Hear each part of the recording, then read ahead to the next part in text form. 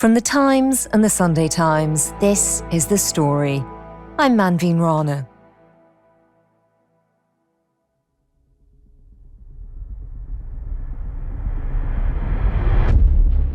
For years on the campaign trail, at hundreds of rallies across the country, and as recently as his inauguration speech, Donald Trump's message was clear.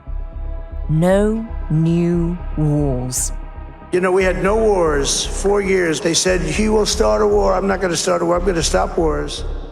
We're charting a path to stability and peace in the Middle East because great nations do not want to fight endless wars. We will keep America out of foolish, stupid, ridiculous foreign wars.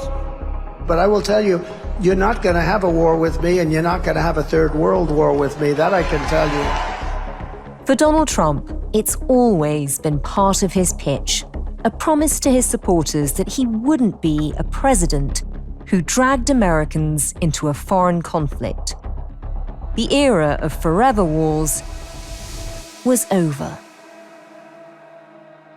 But now, that promise is looking a little shaky. For 47 years, the Iranian regime has chanted death to America and waged an unending campaign of bloodshed and mass murder. We are going to destroy their missiles and raise their missile industry to the ground. It will be totally, again, obliterated. We're going to annihilate their navy. We're going to ensure that the region's terrorist proxies can no longer destabilize the region or the world. The US-Israeli strikes on Iran have already unleashed a global response. The war is spreading across the region. Energy markets are volatile. More than 1,000 people have already died, and neither side appears ready to de-escalate. We pray for the full recovery of the wounded and send our immense love and eternal gratitude to the families of the fallen. And sadly, there will likely be more. What will this war mean for an increasingly divided Republican Party fretting over the midterm elections looming in November? How do they tell their supporters that this is consistent with what they voted for?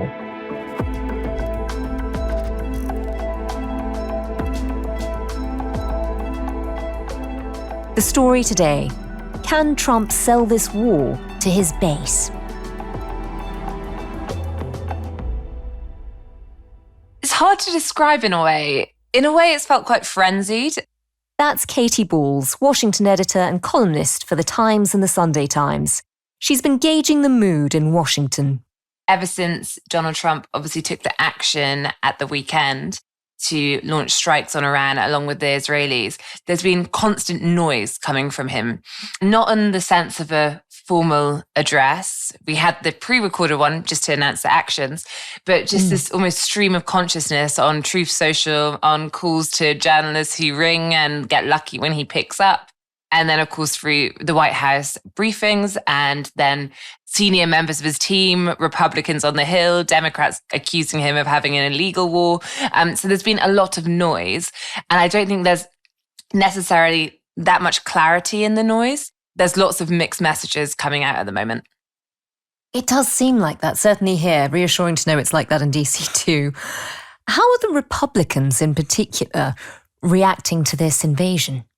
Again, mixed. It's a mixed reaction, partly because it's not yet clear what the shape of this conflict is in the even medium term. So every day there's new information, it's a live situation, and therefore there's not one coherent narrative. And there's also different opinions in parts of the Republican Party and the MAGA base.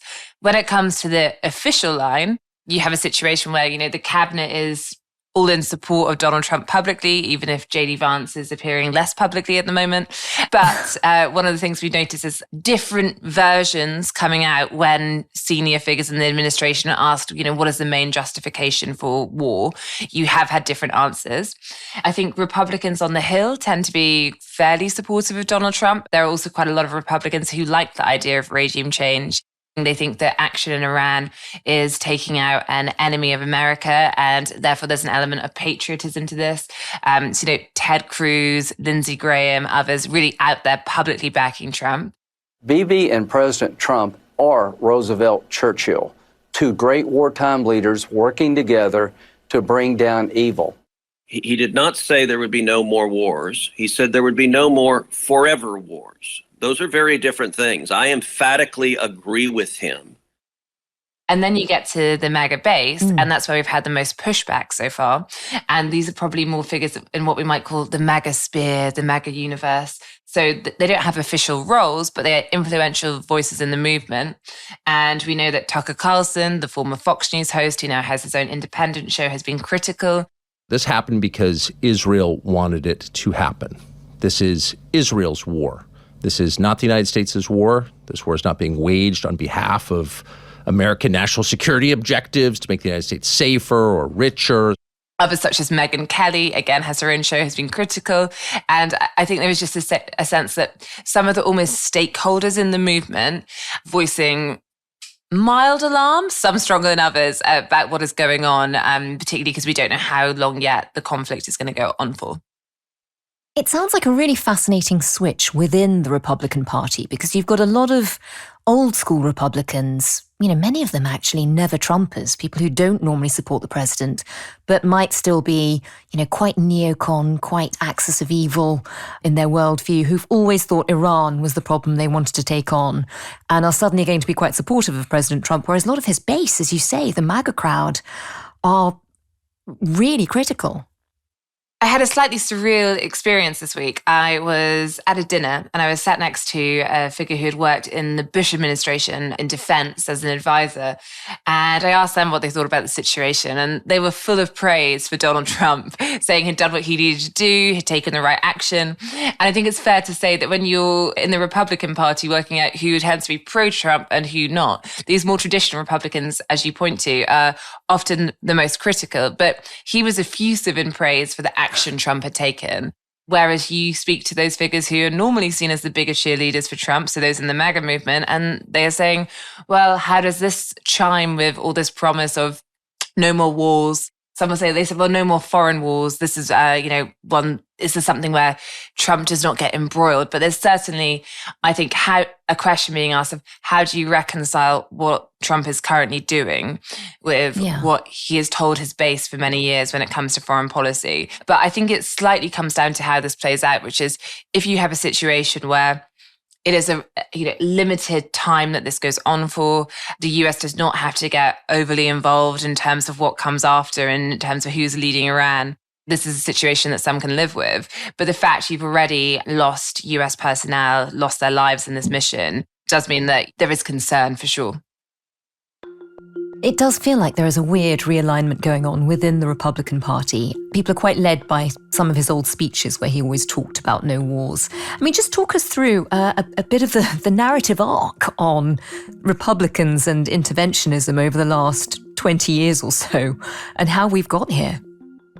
Yeah, well, of course, if we look to the shifting Republican Party and what's happened there, one of the big factors has been foreign intervention and this pushback against it, going really back to the Bush era. You look at what happened in Iraq, and that has been a defining moment for the Republican Party and where it's gone since. Key figures in Donald Trump's administration, J.D. Vance, Pete Hegseth, they have served in the American military.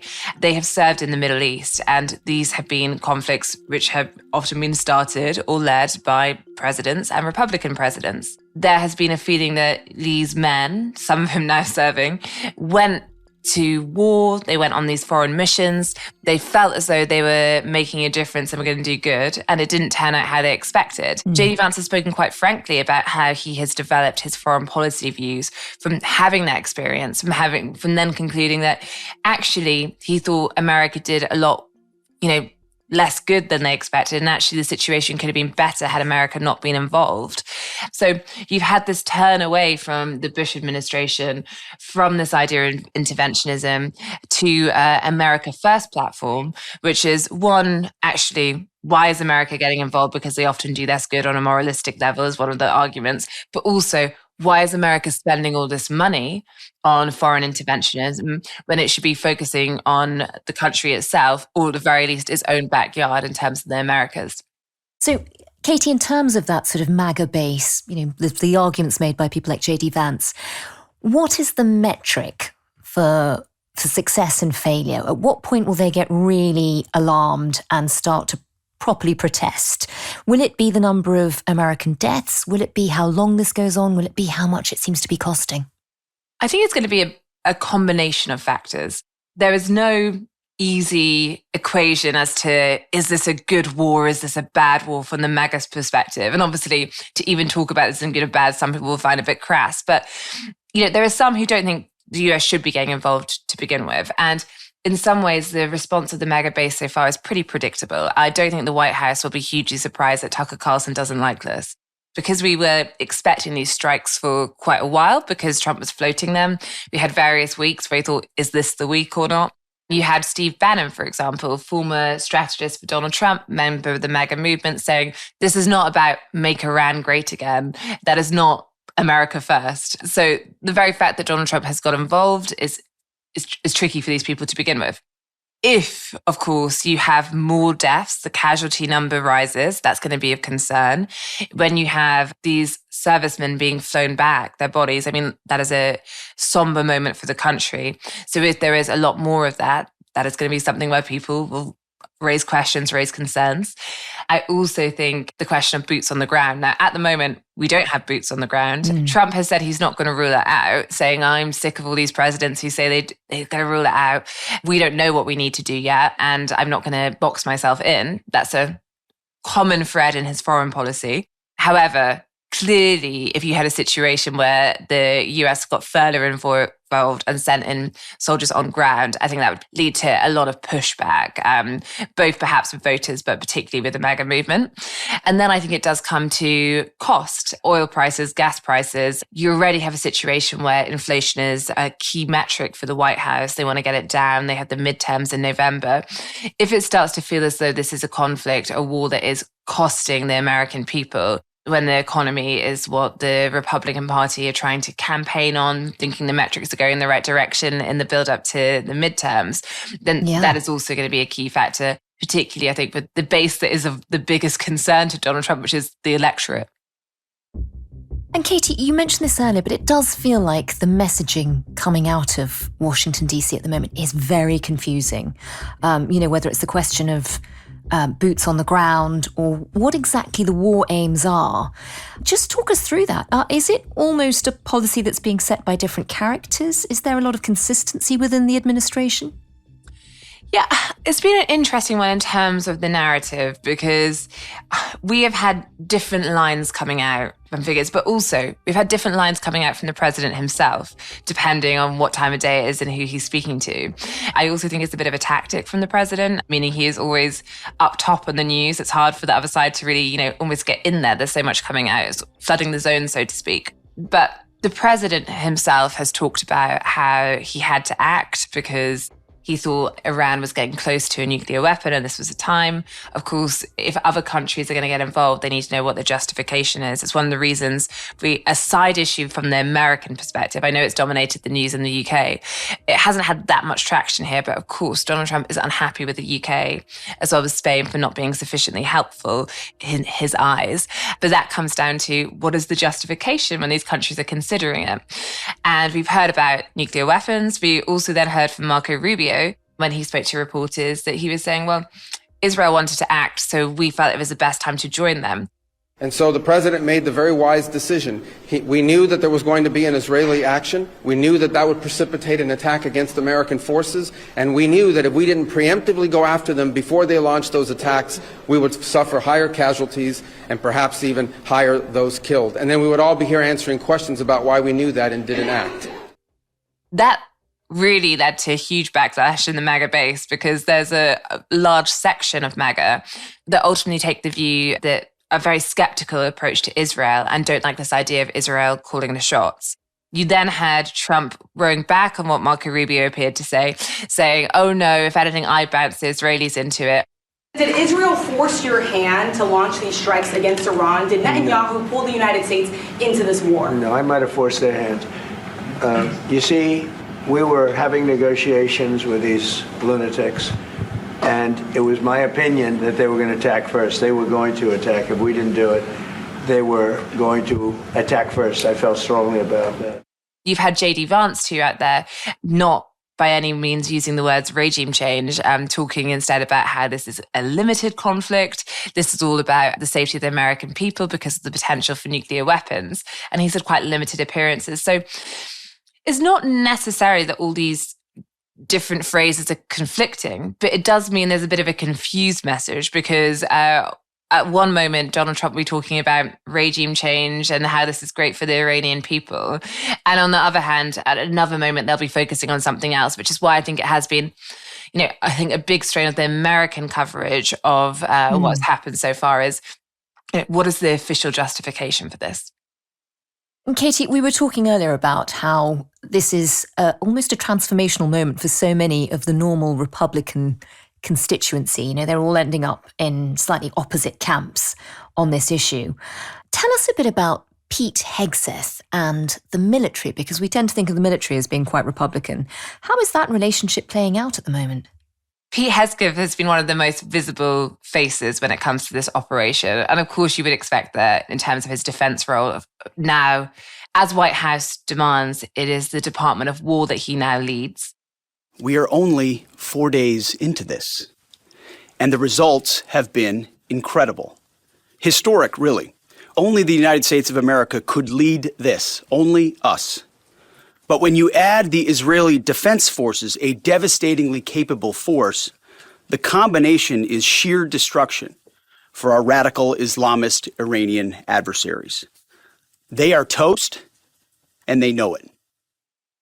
I think when we also look into the wider picture in terms of defence at the moment, there have been reports of an exodus of staff. We know that some staff have recently left. Funding has been cut, particularly in some of the areas which relate to Iran. And that has led to accusations from the military side, from some figures on the military side, it's probably worth adding, that he has got rid of dissenting voices. And if you weren't in favour of this, then you were shown the door or you were edged out, and therefore they wanted, the most on-side people to remain. That said, as I mentioned earlier, you speak to figures who are, equipped in defense, and many are behind this action. But others are making the point, is there a long-term plan? What's going on with this? Has it been properly thought out? And I think those voices are ones which are, is not necessarily the sense that Pete Hegseth and the Department of War is in the mood for a debate at this time. And Pete Hegseth is obviously a very visible figure at the moment. As you mentioned earlier, J.D. Vance really isn't. Do we have any intel on what's happening there? The vice president has made a few media appearances, but he is normally everywhere, so to speak. And therefore, I think it's been really remarked upon that his appearances have been pretty limited. That said, just before Donald Trump took the action of these strikes, he gave an interview to the Washington Post. And in that interview, he said, strikes are still an option. You would expect that he probably knew what was coming. And he said, whatever happens, this isn't going to be a long conflict. And then he appeared again on Fox News after the strikes had taken place and spoke about the operation again as short, and specifically about nuclear potential as the motivation for doing it. There's just no way that Donald Trump is going to allow this country to get into a multi-year conflict with no clear end in sight and no clear objective. What is different about President Trump, and it's frankly different about both Republicans and Democrats of the past, is that he's not going to let his country go to war unless there's a clearly defined objective. He's defined that objective as Iran cannot have a nuclear weapon and has to commit long-term to never trying to rebuild their nuclear capability. It's pretty clear. It's pretty simple. And I think that means that we're not going to get into the problems that we've had with Iraq and Afghanistan. Along with this, there has been a report regarding J.D. Vance in which it said that he did not personally support the strikes, or he wasn't in favor of them in advance. But now that Trump has done them, he obviously is getting behind the president. That report did not receive a furious denial. I think the fact that this didn't really receive much pushback is quite telling in of itself. At the very least, it suggests that J.D. Vance doesn't mind the idea of people knowing that he is not as effusive as some of his colleagues for this foreign war. And if you look back at previous things J.D. Vance has said, I think he once was asked, what's the best foreign policy of Donald Trump's? And he said, the fact that he isn't going to start any more wars. Now, they can debate if this is a war, this is an operation conflict, but it's clearly uncomfortable for him in terms of past positions. It's also uncomfortable in terms of the MAGA base, who are the most unhappy so far, and the fact that J.D. Vance is seen as the most likely contender to succeed Donald Trump and to get the Republican nomination. I think at the moment, he could be saying more. He's not. Instead, it's Marco Rubio, Pete Hegseth, and Donald Trump himself who are the most out there. Katy, we were talking about what it would take for Donald Trump's base to start to really show their annoyance, to show their frustration with this operation. In a way, will it come down to cost? Will it come down to how it affects them when they go to fill up their cars? What's being said about that already? I think when it comes to voters, cost is the biggest immediate risk to Donald Trump. Now, if it becomes a long conflict, if they send boots on the ground, if the personnel flying in the skies face more casualties, those are all issues. But the immediate conversation on the airways, on the networks, is about prices. And is this going to impact gas prices in a way that leads to a backlash? And there's already been some reporting on that. Various reports and dispatches of voters at the gas station seeing that prices are rising, and that leading to some saying they regret their vote for Donald Trump. So if the prices go up and they stay up and people link that back to the Iran war, it means it's an even harder sell to the public. And it's worth pointing out that all the polling in advance suggested that the public are very skeptical about interventions such as this, and specifically Iranian strikes. There's interesting polling, which is, depending on how long it goes on, the opinion changes. So the shorter it is, the more relaxed people are. The longer it goes on, the more concerned. But this was never, if the White House were looking at polling in advance, something that I think you would do, saying, oh, this intervention is going to be a vote winner. Some say, if Trump does manage to neuter the threat and he looks decisive and powerful, that will in the end lead to some perks for him amongst the electorate. But certainly every poll in advance and every poll since suggests that this is, a harder sell. And that's why, Donald Trump has said he's not doing this for, for electoral reasons. And there's probably a reason he's saying that, because right now there don't seem to be many positive ones. I suppose there's also the fact that this is already turning into a regional conflict, and people in America, as in Britain, will still have such a lived experience, so much memory of Iraq and the wars that do go on, literally, as Donald Trump would have called them, the forever wars. At what point does this become a problem for Donald Trump in terms of November and the midterms? Well, I think the midterms in November were already looking very difficult for the president. They've attempted to make it easier with some of this, gerrymandering rise we've had. The Democrats have been doing that too, but the Republicans have come up with issues when it comes to redistricting. And then also on polling is looking very difficult. So a lot of people will say privately, Democrats will say publicly perhaps, but privately, the general working expectation is that Trump is going to lose the House.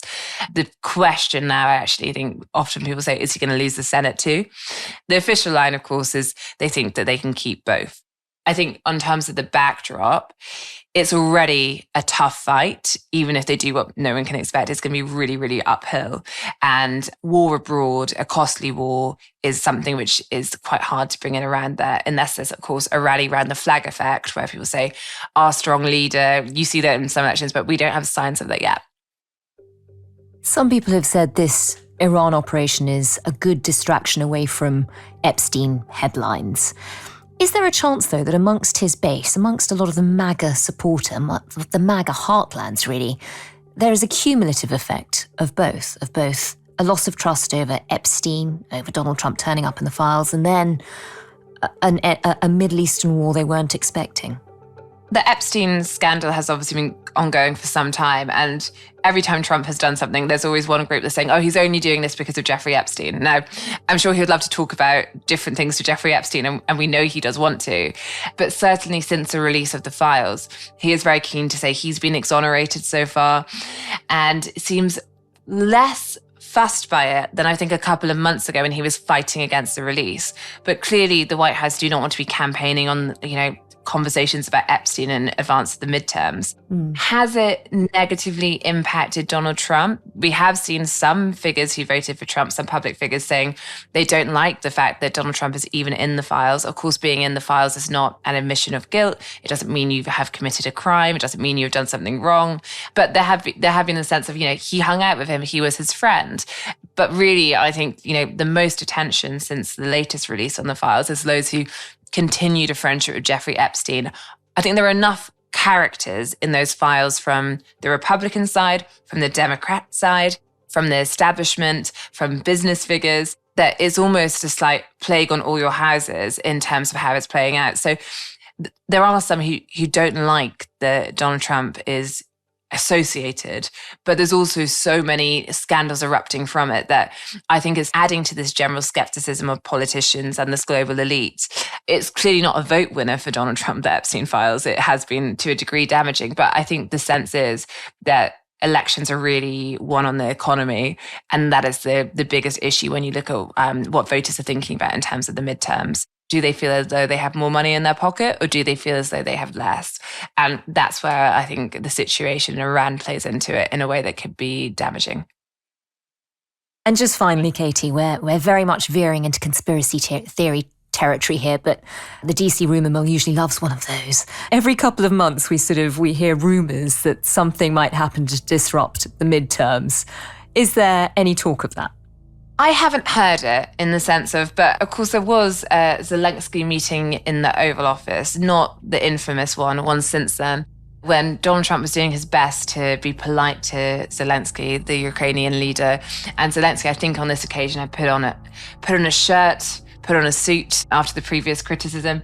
And there was one moment of light tension in this conversation when Zelensky was talking about elections. And obviously in Ukraine, they have not had elections because they're in war. And Trump went, oh, so, if there's a war, we just don't have to have elections. Oh, I wish I'd known that. We need, we need a truth, yes, everywhere, in the battlefield, in the sky, in the sea, to make possible for people to do democratic, open, legal elections. So you say during the war you can't have elections. So let me just say 3.5 years from now. So you mean if we happen to be in a war with somebody, no more elections? Oh, that's good. I wonder what the fake. You like this idea? No, this is no. So since then, some have said, oh, could Trump use war to just have an elections? But I think the way he was saying it was more to suggest that he thought it was wrong of Zelensky to not be having elections for this reason. But, those comments were noted at the time.